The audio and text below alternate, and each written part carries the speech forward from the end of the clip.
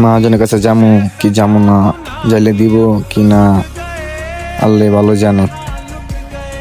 আচ্ছা ঠিক মহাজন। আছে, আমার খবর টবর দিও। আচ্ছা রে, রাখ। মহাজন। কি হইছে, কি সমস্যা? মহাজন আমার কয়টা টাকা লাগতো? এই যে তোমাকে দিন শেষে বাহানা আছি একটা না একটা। তোমার টেকা লাগবে, কি লেগে টেকা লাগবে কও। মহাজন, ছোট ভাই পরীক্ষার সামনে, আর একটা মোবাইল দরকার, ওর ইমার্জেন্সি। তোমার ভাইয়ের মোবাইল দরকার, আমি কি করুম? আমি হইছি একটা ছোটখাটো মানুষ, আমি কাম কাজ করি, প্রজেক্ট টজেক্ট লই, এই তো আমার কাম। দেন না মহাজন, কোনো জায়গাতে ম্যানেজ করে দেন। না ভাই, টাকা পয়সা হইব না, যাও তুমি ভালো করে কাম টাম করো, লাগে তোমার ছোট ভাইয়ের কামে লাগাই দিও, কাম হইব। মহাজন, মহাজন দেন না মহাজন, কোনো জায়গাতে ম্যানেজ করে মহাজন। এই কন্ট্রাক্টর সাহেব, ওরে কালকাতে কাজেতে বাইর করে দিবেন। এই এই পোলাপান লিয়ে কাজ করেন, পোলাপান খালি বাহানা দেয়, টাকা পয়সার বাহানা, ওরে কালকাতে না করে দিবেন। তুমি এই জায়গাতে ইট লই যাবা, এইট নিয়ে আসো।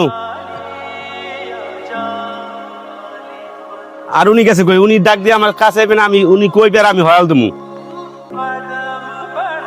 ঠিক আছে? উস্তাদ, মহাজনের কাছে কয়টা টাকা চাইছিলাম? মাহাজনের টাকা আমিও চাইছি, বুঝছো? মাহাজন যদি দিমু, কাজ কাম ঠিক মতো না করলে আমি টাকাটা করতে দিমু।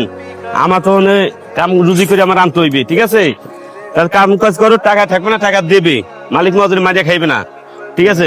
কারণ তোমারও ঠেক, এটা ঠিক আছে, আমি ওটা বুঝছি। আজ তো পেটের দায়, এটা তো আমিও বুঝছি।